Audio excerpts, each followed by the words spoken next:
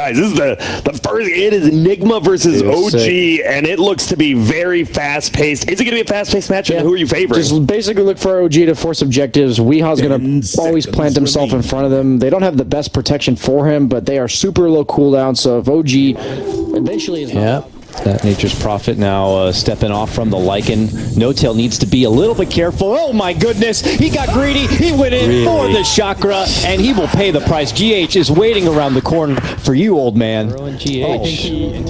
Quite pesky here. All right, Sprouts out. Immediate takedown as he uses the Quelling Blade. And here comes Seb making his debut to the top lane. He's level 6, and he says, I got the boys here, and starts to go on a chase. Meanwhile, No-Tail potentially going to be sniped down from Kuro on the back lines. He's digging deep for it while the chase is on the other side. Miracle now getting muscled down from the Bears. No-Tail does end up falling. Miracle. Oh, the rock is there. They find the connection. The chase continues. They don't have the damage. They don't quite have enough to get the finish. They can't claim the plate. That was the Bruce split that was used, and somehow mid lane, Sumail plus the addition of Saksa is going to get a kill on the Timbersaw 3-1-2 or something like that. Kuro behind enemy lines has been spotted out, getting away with a lot, and OG finally put him in his place. Okay, No-Tail, what's your play? I wonder. He's going to blast from the other side. He's going to blast from left to right. He's juking like crazy. He hasn't been hit by Chakra yet. You can't do this to me. Oh, yes, we certainly can. He's finally dead. It's going to be certain struggle as a Coddle in this game, and if NIGMA keep ramping up the pacing like you're talking about, all they certainly have to do is play around the Bruce split. Like the second the Bruce split was committed to the top lane, now they've been really putting their pedal to the metal. Yeah, there's some cool interactions, by the way, with when you sprout somebody and then can Whirling Death. Oh, you're right. Your damage. Yes. Oh, and Weehaw might have overstayed in the mid lane a bit, but man, this guy is a siege engine. Yeah, they just cannot crack him. There's another interaction, by the way, with the Nature's Prophet trees. If you eat one, it counts as a plant. Again, the bump was there from No-Tail. That was a very nice bump.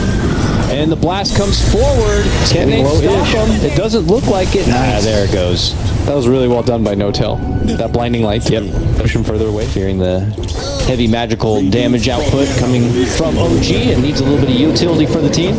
And now suddenly most of OG have congregated to the mid lane. They're making their approach, looking to go in for Weehaw. They commit the Will-O-Wisp. Sumail's here, hits it with the chains. GH around the corner, really tanky. Trying to go for a big stun, but this is 1 on 5. Look how tanky this man is. That was 1 on 5, and they pumped so much to try to take him down. My goodness, can NIGMA try to recoup from this in some way? I know Miracle's charging his way through the top lane, but it's GH in trouble, and he will be the +1. Sumail's going to pick up another kill, and look like they wanted to think about going mid. And Seb, again, he is not afraid to pop this ult. This is very OG-esque.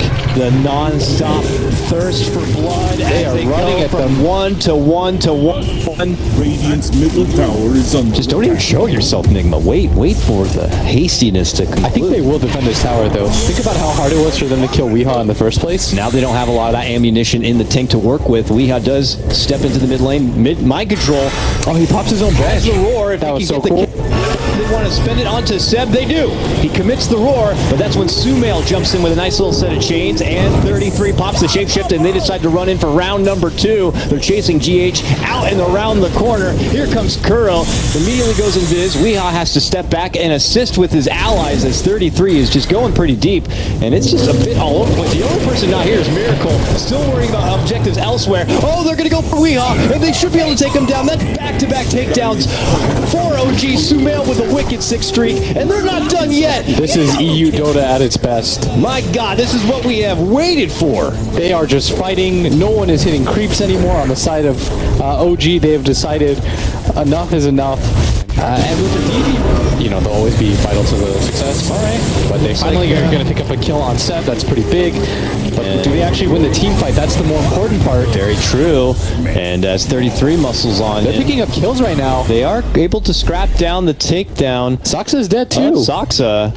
They finally got split up, and that was the fight that they were looking for. There's no road for them to take. Beastmaster? For sure. Uh-oh, bottom lane. Aurora was actually committed on Sumail just behind the tower. He doesn't have Aegis anymore. Oh my goodness. That is a lot of money, and guess who pocketed it? Look at that jump. Miracle. Tower is under this is OG now. This could be the Their lack of boots of travel, though, on the side of OG is really getting a bit difficult. And this is a pretty big pickup, too. Sox is not underfarmed. They're going to get 300 gold for that. Oh, bump back. Jump in from Seb in the mid lane. He gets an extra boost of mana there from No Tail, which he did need, but Miracle is going to be able to slide to the high ground. But Sumail on the chase, looking to move in, gets the chains down onto Miracle. And now Miracle ditches out the ulti, pops BKB, so tries to go for No Tail, but it's not going to happen.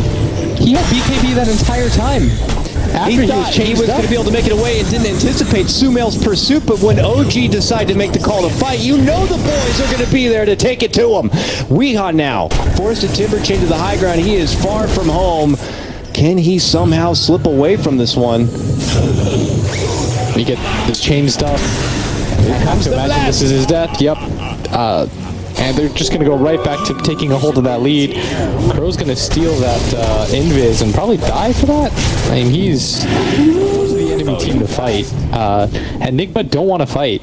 I feel like this lineup would work against a lot of teams, but right now they have the push in the mid lane, so they'll just cut right to the bottom and take it to the tier 3, which falls just as fast. They get in and they quickly swarm onto the GH Beetle and squish him.